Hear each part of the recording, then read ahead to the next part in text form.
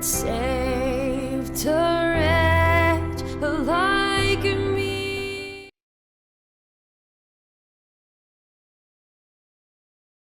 Goeiedag. Ons kyk weer na die evangelie, die goeie nuus van Jesus Christus, dit wat gekom het bykans 2000 jaar terug, vir elke mens. Jesus Christus, nou my lewe. Die werklikheid daarvan is dat God het die lewe van Christus uitgestort op elke mens. Die keuse is, wat het jy daarmee gedoen?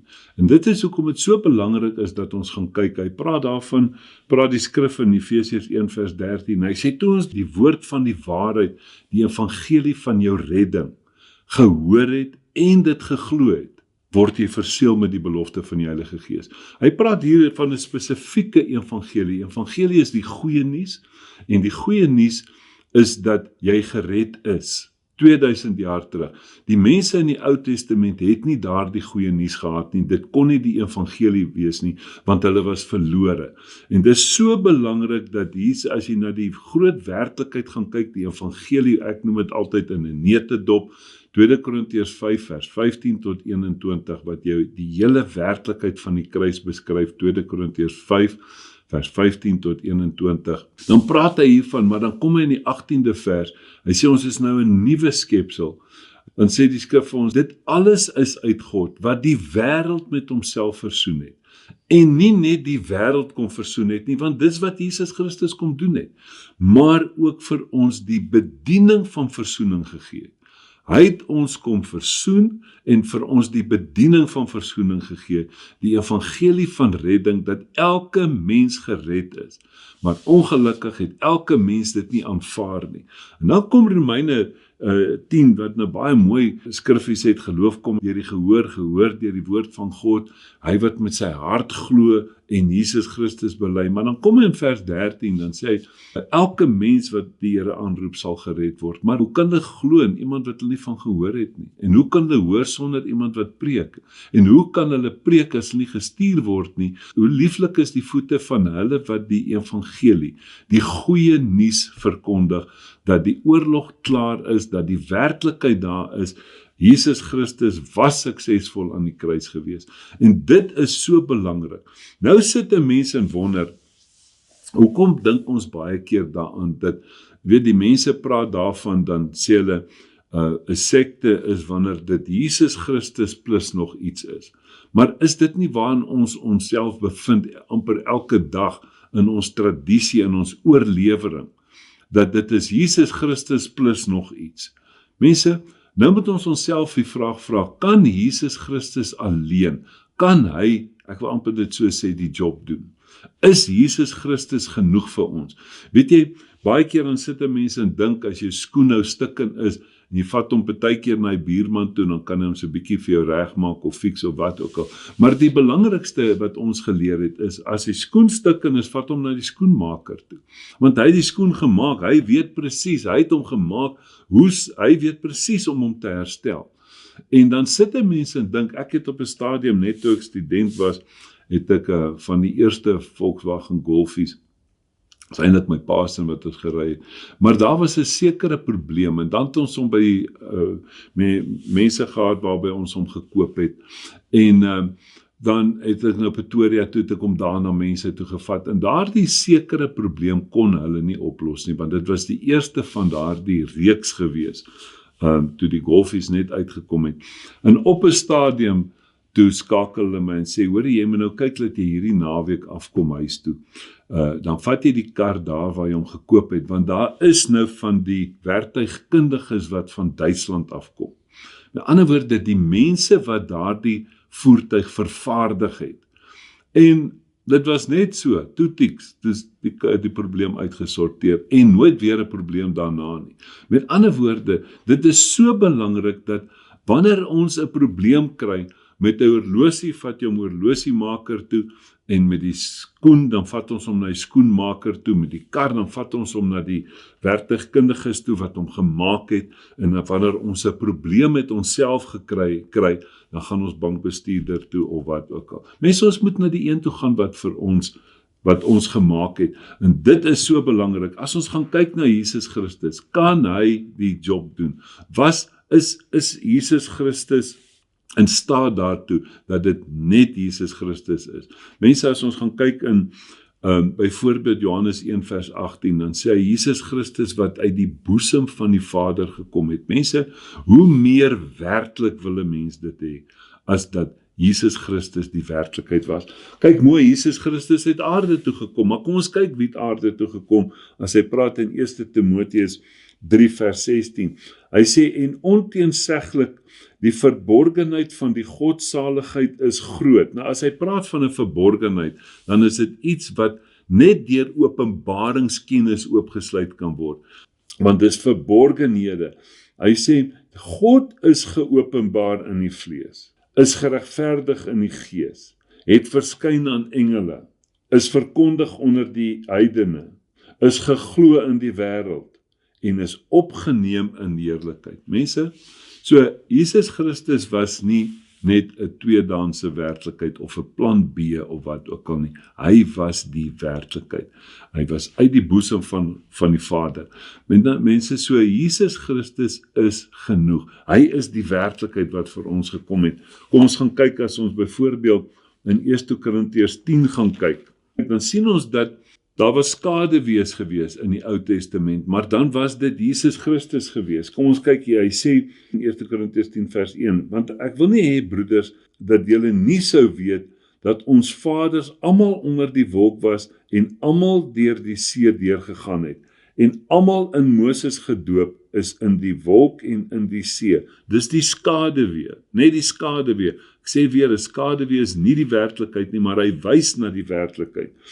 Hy sê, en almal dieselfde geestelike spys geëet het. Kyk daai mooi, ons almal dieselfde geestelike spys geëet het in die Ou Testament.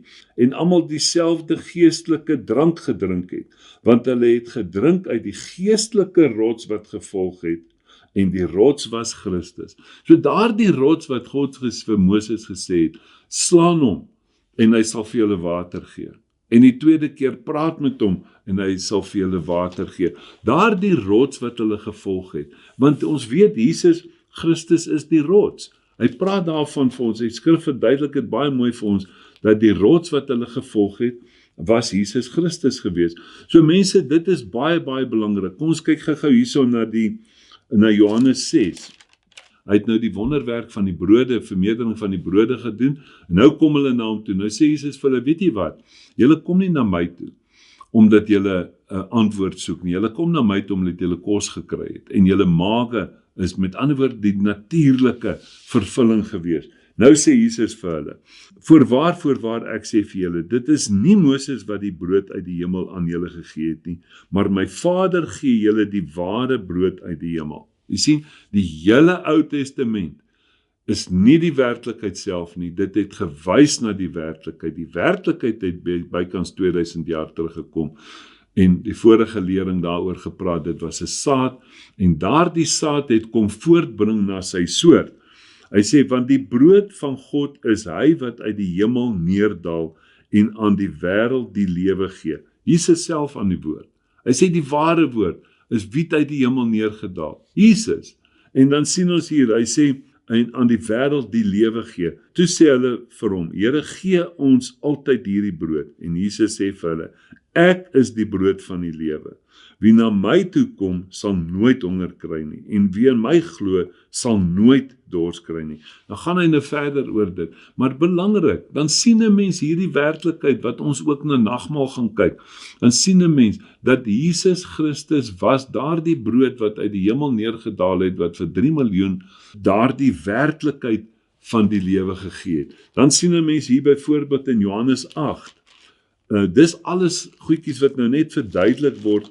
Ek wil nou nie na die Ou Testament toe gaan, net sommer hier in die Nuwe Testament gou vir ons wys. Jesus was telke male het hy aan hulle verskyn in die Ou Testament. Nou praat hy hiervan in Johannes 8 vers 56.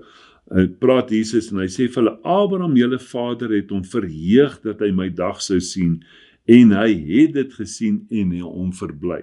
Abraham.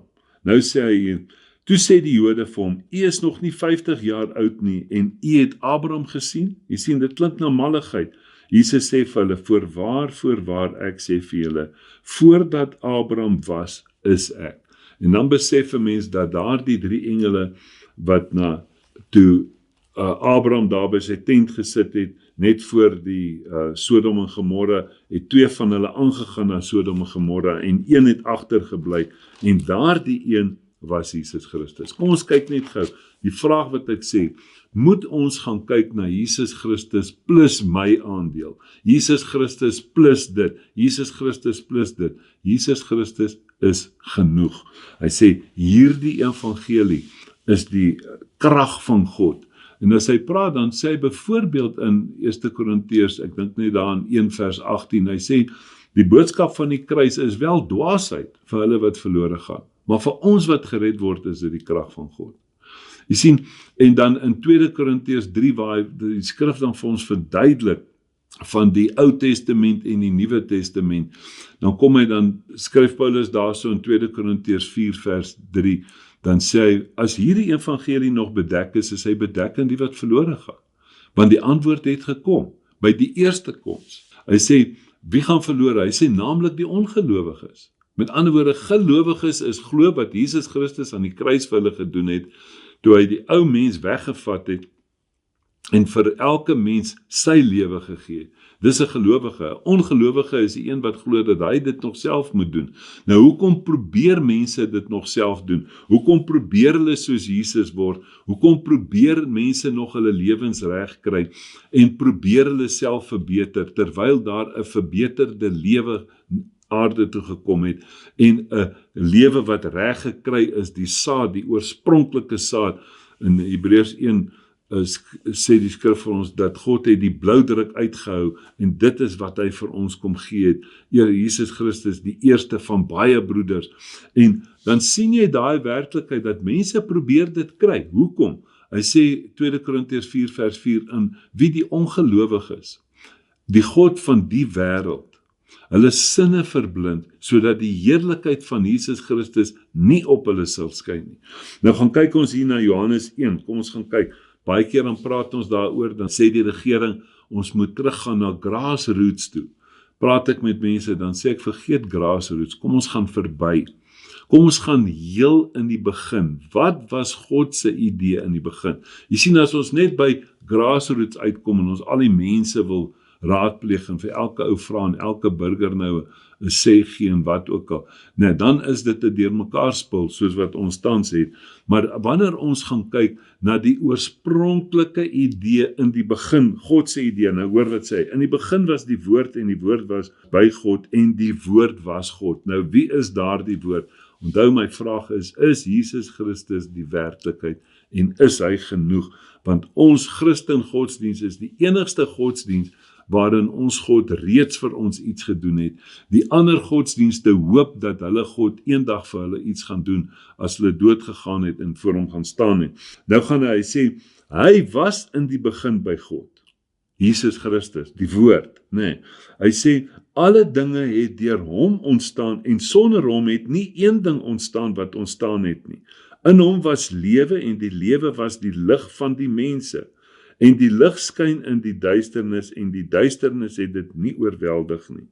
Mense, dit is die werklikheid. Nou kom ons gaan kyk net na die 14de vers, as ons wonder, wie is die woord? Hy sê, en die woord het vlees geword en onder ons gewoon, en ons het sy heerlikheid aanskou, 'n heerlikheid soos die eerstgeborene wat van die Vader kom, vol van genade en waarheid. Dit is daai werklikheid wat vir ons aarde toe gekom het. Kom ons kyk wat sê Hebreërs 1 oor Jesus Christus. Hebreërs 1 vers 1 en 2. Nadat God baie keer en op baie maniere in die ou tyd gespreek het tot die vaders deur die profete, het hy in hierdie laaste dae tot ons gespreek deur die Seun, wat hy, God, as erfgenaam van alles aangestel het en deur wie hy ook die wêreld gemaak het. Die wêreld gemaak het. Met ander woorde, wie was hierdie werklikheid gewees as ons net daarna gaan kyk, dat God sê, dat hy het die wêreld deur Jesus Christus gemaak. Kom ons kyk net na Hebreërs 11, vers hy praat in vers 1 tot 3, hy sê, die geloof is dan 'n vaste vertroue op die dinge wat ons hoop, 'n bewys van die dinge wat ons nie sien nie. Want daardeur het die mense van die oudtyd getuienis ontvang. Deur die geloof verstaan ons dat die wêreld deur die woord van God toeberei is, sodat die dinge wat gesien word, nie ontstaan het uit sienlike dinge nie. Jy sien dat dit is die woord. God het met die woord gepraat. Wie is die woord? Die woord is die een wat vlees geword het en onder ons kom woon het. Mense is so belangrik dat ons na daai werklikheid gaan kyk. Reg deur die skrif wil dit vir ons verduidelik dat Jesus Christus was die werklikheid, die woord wat van die begin af daar was.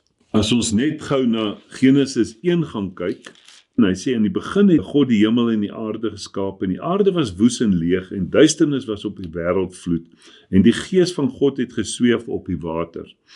Hy sê, en God het gesê, laat daar lig wees, en daar was lig. Toe sien God dat die lig goed was, en God het skeiding gemaak tussen lig en duisternis.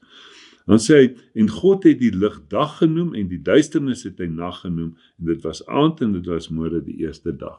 Met ander woorde, die eerste dag was daai werklikheid van die skeiding wat hy gemaak het.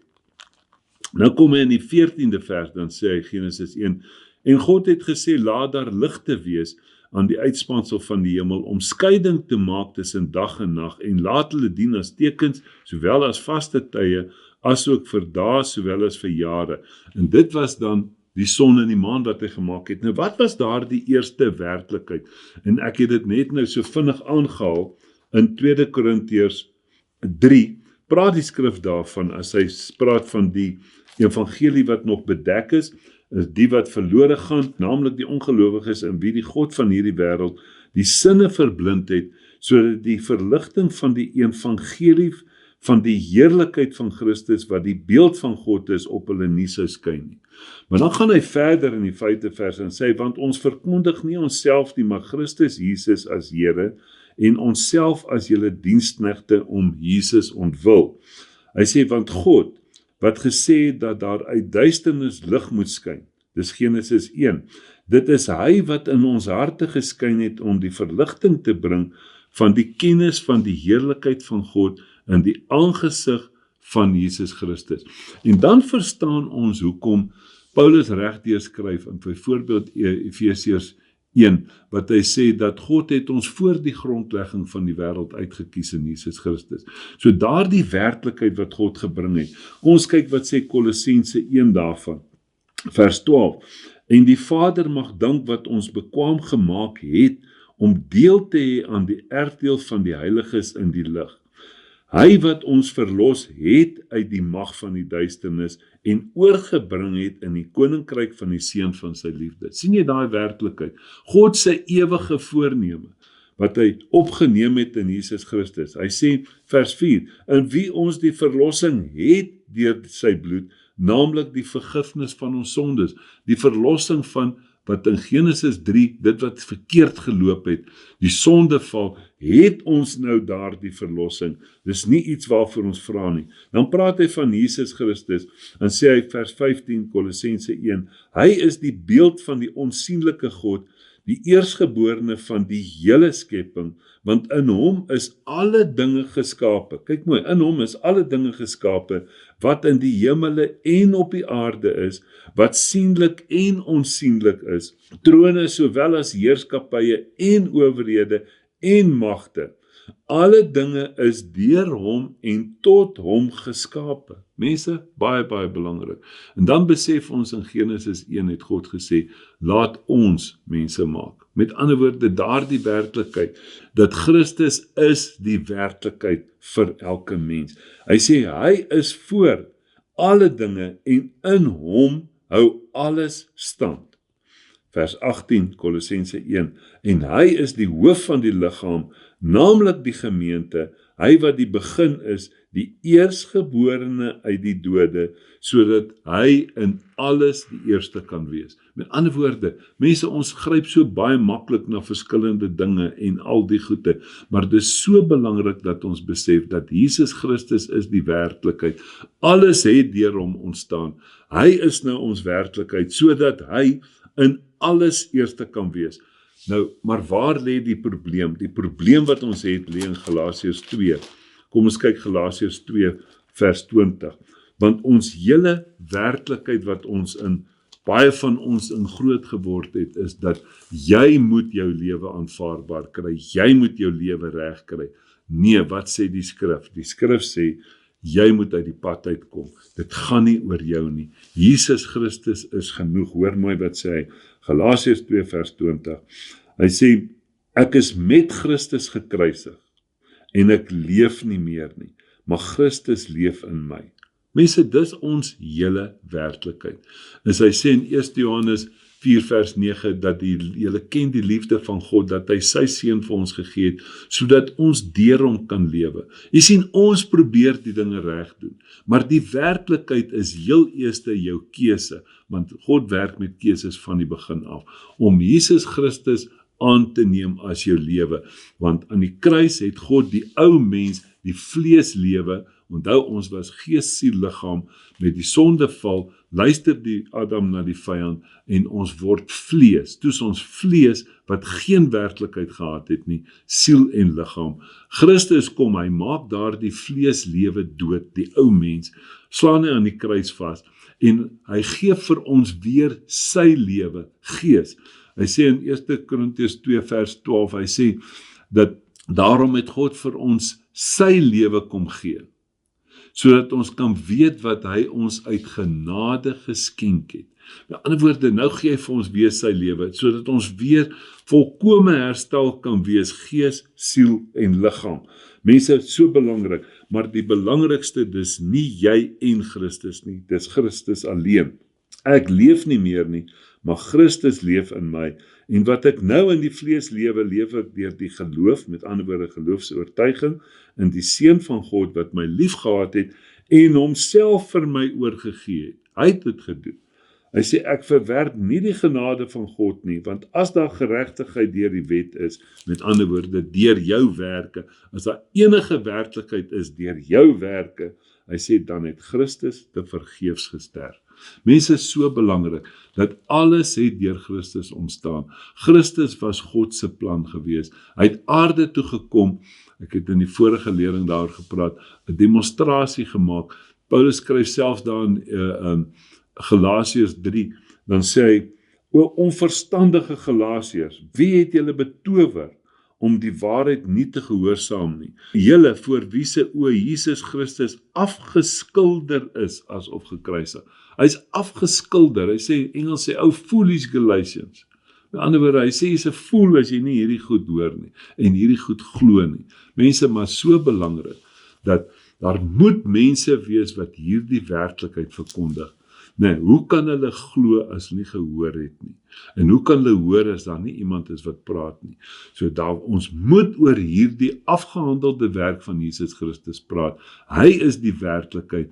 As die skoen breek, vat ons hom na die skoenmaker toe. Die horlosie breek, vat ons hom na die horlosiemaker toe. As jou lewe nie vir jou in orde voel nie, gaan na die een toe wat jou gemaak het. Hy sê in 1 Petrus 5 vers 7, bring al julle sorge na my, want ek sorg vir julle.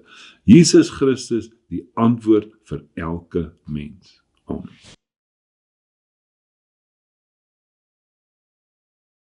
I'm found was blind, but now